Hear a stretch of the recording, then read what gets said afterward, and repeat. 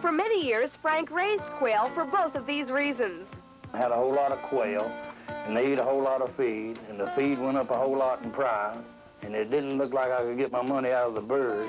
Now, instead of thousands of quail, Frank has maybe 20. So if he wasn't making any money before, how, you might ask, can he make any money with only 20 quail? Well, being the resourceful fellow that he is, Frank has found a way to get a return on all that expensive bird feed. I just made 180 degrees and started working from the back end and thought maybe I could take the droppings and get something out of them, you know. And get something out of them he certainly did. It's probably safe to say that Frank O'Hill is the only person in the world to ever make jewelry out of quail manure. That's right. Everything from bolo ties to lapel pins. How about tie tacks? Or even necklaces. And the selection wouldn't be complete without an engagement ring. As you probably guessed, Frank is a pretty down-to-earth type of guy. As a matter of fact, he's come to be known as the Manure Man of South Carolina. Not the most flattering title, but Frank is kind of proud of it. Now, that's not a very nice title, I admit, but the way I feel is, if you never had a title in your life before, then any title you got is better than no title at all. And it's kind of affectionate, I think. Maybe Frank has a point, but the whole idea of using quail droppings to make jewelry seems a little foul. But Frank started his business only as a joke. He made some and brought them to a meeting of the North American Game Breeders Association in California.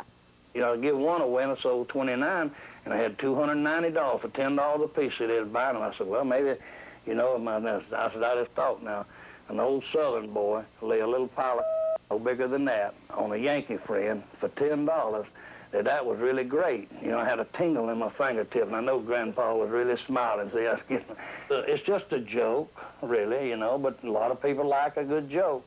And now it seems that everybody wants to be in on Frank's little joke. It's quite a big joke, actually, with the potential of becoming a multi-million-dollar business. But Frank likes to keep things simple. As he puts it, he's the only worker, the president, the chairman of the board, and the secretary. Me and the birds do it all. I contract with the quail to get the dropping from them, and then the rest of it I do by myself. They enjoy it because we give them a lot of different kind of feed. We find that, you know, you change the feed, the color of them, you know, and you can get a different color dropping.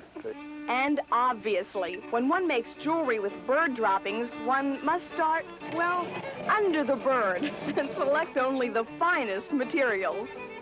A good one is complete, you know. We do get a lot of seconds, and they'll be like a half dropping. So we have to eliminate and go through all the seconds and pick out the good droppings. Next, they're separated into different groups according to size and shape. Some people like big ones and some people like small ones, so we mix them all up. After Frank has the droppings placed in their molds, they're put in an oven to firm them up a bit. He bought this oven after his wife, Hope, came home early one day and caught him using hers. I didn't realize that she would be so upset at me using the oven to dry the moisture out of my quail droppings. So now, I either make sure I done got them out before she gets home or I do them outside. I thought I was going to buy a new stove. After pouring plastic around the droppings and cooking it a little bit longer, Frank then glues on the fittings that'll transform what was once a waste product into a fine piece of handmade jewelry that sells for $10 a piece. But who really cares? Who on earth would actually buy something like this? Well, how about a bank president? I think they're great conversation pieces, and I think that we need more laughter in the world today. And below the crust of sophistication, everybody has a little bit of humor. And I think these pieces, or these artifacts, brings out this humor in people. George Bruce has been selling them for the past 5 years at the local Western Auto store. We have a lot of traveling hunters that come through. We're in a big hunting section, and they buy things as a novelty type thing to give their friends. It really amazes me that so many people make such a to-do over such a little bit of doo-doo. With everybody making such a to-do at $10 a shot, you'd think Frank is getting wealthy. No, not wealthy, really. I wouldn't want to get rich. I don't really care to sell too many. I think if you spend too much time in the manure factory, you'll get a bad odor to you. And I'd rather just fill a few orders and fish a while and come back and fill a few orders. But he is making enough money to enjoy a few of the finer things in life. Frank is pretty proud of his new fishing boat. And he doesn't mind showing off his airplane either. But what Frank is really enjoying is his newfound notoriety that's come about from his little joke.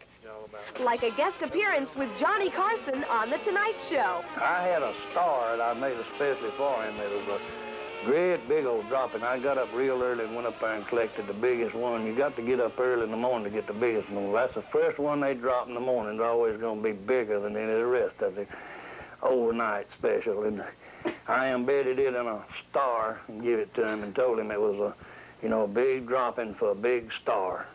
He said it was touching, but I didn't see no tears coming out of his eyes when he said it. And while we were there, Frank even received the script for a movie that he'll be in with Burt Reynolds. Although he's enjoying all this sudden fame, none of this has gone to Frank's head. He's still the same good old boy he's always been. See, I'm like I am. I can't help it. I apologize to a lot of people for being like I am, but I'm really not sorry. I mean, I'm glad I like I am. I'm satisfied with myself, and I think everybody should be, because your genes fell out of the way, and there's nothing you can do about it.